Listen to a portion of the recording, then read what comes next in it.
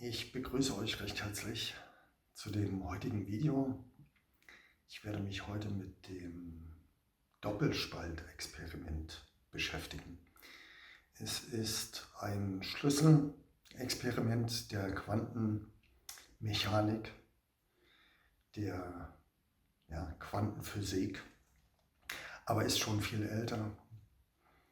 Zumindest wurde es schon lange vorher das erste Mal durchgeführt, und zwar von Thomas Young, Anfang des 19. Jahrhunderts, genau gesagt im Jahre 1801. Und zwar ging es damals um den Kampf zweier Theorien.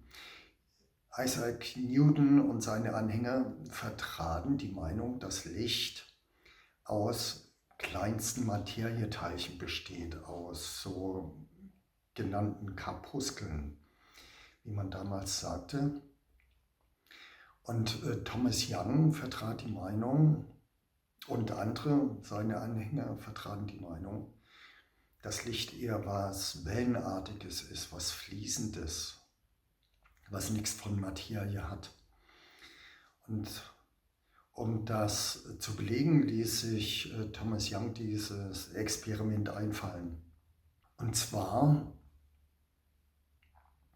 sammelte er über Spiegel-Sonnenlicht, konzentrierte das zu einem Strahl und schickte diesen Strahl durch eine Wand mit zwei Spalten. Und dahinter auf der Wand, wo dann dieser Strahl auftraf, bildete sich dann ein entsprechendes Muster. Um das Experiment bewerten zu können, gehen wir jetzt nochmal in einen Makrobereich. Und zwar stellen wir uns vor, das Licht wären Tennisbälle. Was würde passieren, wenn man Tennisbälle auf eine Wand schießt, wo ein Schlitz drin ist, ein Spalt?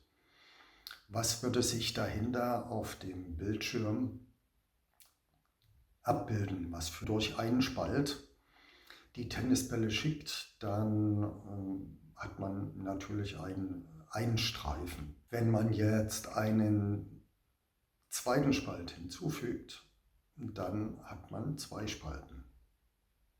Das nennt man dann ein sogenanntes Beugungsmuster. So, wenn wir uns jetzt vorstellen, wir schicken durch eine Wand mit einem Spalt eine Welle.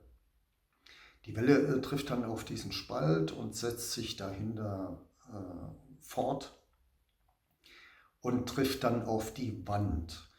Und die Energie, der Abdruck, der ist am stärksten dort, wo der Abstand zwischen diesem Spalt und dem Bildschirm am kürzesten ist. Und nach außen hin lässt die Energie nach. Also wird der Streifen nach links und rechts schwächer. Wenn wir jetzt diese Wand mit dem einen Spalt durch eine mit zwei Spalten ersetzen, dann trifft die Welle auf diese Wand und nach diesen Spalten entstehen zwei Wellen, die sich im Zuge ihrer Ausbreitung überlappen. Und dann addieren sich gleichgeartete Wellen und gegensätzliche Wellen, die heben sich auf. Dadurch entsteht am Bildschirm, an der Empfängerwand, ein Streifenmuster aus mehreren Streifen, wo wiederum der Streifen, der den beiden Öffnungen am nächsten ist, am stärksten ausgeprägt ist und nach außen hin die Streifen immer schwächer werden. Das nennt man dann ein Interferenzmuster. Thomas Young schickte also diesen gesammelten Laserstrahl durch eine Wand mit zwei Spalten und siehe da, es stellte sich heraus, dass Licht Welleneigenschaften hat. Also sich wie Wellen verhält und nicht wie Materie. Damit war diese Frage geklärt. Aber das Experiment, das lebte weiter und wurde immer wieder wiederholt und bekam dann am Anfang der Quantenmechanik, Quantenphysik eine sehr große Bedeutung. Und zwar begann man dann die kleinsten Materieteilchen, die man kannte, die Elektronen, auf so eine Wand zu schießen. Und wenn ein Schlitz in so einer Wand war, ein Spalt, dann erschien an dem Schirm dahinter ein Streifen. So, und dann fügte man einen zweiten Spalt hinzu, also einen Doppelspalt, und schoss die Elektronen konzentriert auf diese beiden Spalten. Und welche Überraschung, es entstand ein Interferenzmuster, also mehrere Streifen, was auf Wellen schließen ließ. Und das konnte man sich nicht erklären. Dann dachte man, ja gut, vielleicht beeinflussen sich die Elektronen, die abgeschossen werden aus der Elektronenkanone, vielleicht beeinflussen die sich gegenseitig, und so kommt es dann zu diesem Interferenzmuster. Also schoss man die Elektronen einzeln ab. Aber siehe da, nach einer geraumen Zeit erschien dann wieder das Interferenzmuster. Und das war wirklich eine Überraschung, dass Materie Eigenschaften hat wie eine Welle.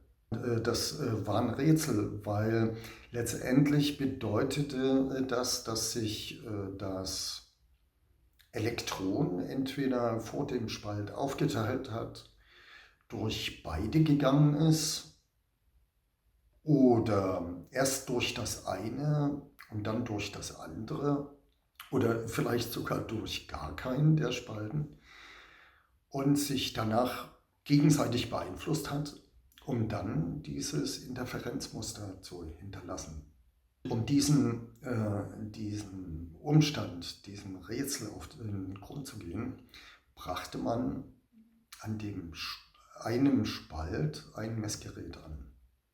Damit zwang man im Grunde genommen das Elektron, sich für einen Spalt zu entscheiden, und das machte es dann auch. Und siehe da, am Bildschirm erschienen nur zwei an den Rändern ausgefranste Streifen. Also ein Beugungsmuster, wie es bei Materie entsteht. Und als man das Messgerät wieder ausschaltete, erschien wieder dieses Interferenzmuster. Das ist doch sehr interessant, und ein weiteres kommt dazu, weil die Abdrücke, die einzelnen Elektronen an dem Bildschirm hinterließen, waren im Randbereich, konnten die nicht mit einer direkten Linie durch den Spalt mit der Elektronenkanone verbunden werden. Also das bedeutet, dass entweder die Elektronen in Kurve geflogen sind oder dass sie sich erst am Spalt wirklich materialisiert waren, bis dahin aber sich verhielten wie eine Welle und dann auftrafen. Zu erwähnen sei vielleicht noch, dass dieses Experiment inzwischen nicht nur mit Elektronen durchgeführt worden ist, sondern auch mit Protonen und ganzen Atomen, und nicht nur das, sondern auch mit Molekülen, die aus mehr als 1000 oder mehreren tausend Atomen bestanden. Und jedes Mal gab es das gleiche Resultat. Jetzt kommen wir zu den Erkenntnissen, die sich daraus ergeben. Was sagt uns dieses Experiment? Warum macht es das zu einem Schlüsselexperiment der Quantenphysik? also die Grundlage im Grunde genommen, wie die Quantenmechanik, die Quantentheorie funktioniert. Also einerseits zeigt es, dass Materie, Wellen und Teilchen Eigenschaften zugleich hat. Also die stehen in Superposition zueinander, gleichwertig. Und erst wenn ein Bewusstsein, ein Messgerät, das Messgerät, was an diesem Spalt angebracht war, ist ja nichts anderes als der verlängerte Arm des Experimentators, also manifestiert im Grunde genommen den Willen des Experimentators, und zwar dergestalt, dass sich das Elektron entscheiden soll. Und damit erschafft Bewusstsein Materie. Also das Bewusstsein bringt die Wellenfunktion zum Kollabieren und lässt die Eigenschaften von Materie bestimmend sein. Und es sagt uns noch etwas weiteres, und zwar braucht es ja, um die Teilchenfunktion hervorzuheben, einer Energieanhebung, einen Energiesprung, damit das sozusagen sich manifestiert und stärker wird als die Wellenfunktion. Das bedeutet dann, dass wo die Aufmerksamkeit hingerichtet ist, was immer man damit verbindet, ein Gefühl, ein Willensakt, dass da Energie fließt, dass das eine Art von Energie ist und die fließt eben dann dorthin, worauf die Aufmerksamkeit ausgerichtet ist. Und das hat im Grunde genommen große Konsequenzen. Aber dazu später. Im Weizmann Institute of Science wurde 1998 dieser Versuch unter anderem auch unter dem Aspekt des Einflusses von Bewusstsein wiederholt, und man stellte fest, dass je größer, stärker das Bewusstsein, also je mehr Beobachtungspunkte eingerichtet wurden, beteiligt waren an diesem Experiment, umso stabiler wurde die daraus entstehende Materie. Welche Konsequenzen ergeben sich daraus? Also eine, und da gehe ich konform mit vielen Physikern, mit vielen Quantenphysikern, also mit Niels Bohr, mit Werner Heisenberg, dem sogenannten Vater der Quantenphysik, mit Max Planck, mit Hans-Peter Dörr, dem Mitarbeiter von Werner Heisenberg und späteren Leiter des Max-Planck-Institutes für Physik in München. Und um in die Gegenwart zu kommen, mit Anton Zeilinger, dem österreichischen Quantenphysiker, der gerade für solche Forschung im vorletzten Jahr, also 2022, dafür den Nobelpreis für Physik verliehen bekommen hat. Mind over Matter, also Geist schafft Materie. Also wir dürfen sozusagen nicht denken, dass nur weil wir uns im Kopf an der Tischkante stoßen, dass Materie den Geist bestimmt. Nein, es ist genau umgedreht. Was ja auch logisch ist, insofern, dass alles erst im Kopf als Idee entsteht und sich verbindet mit einer Emotion.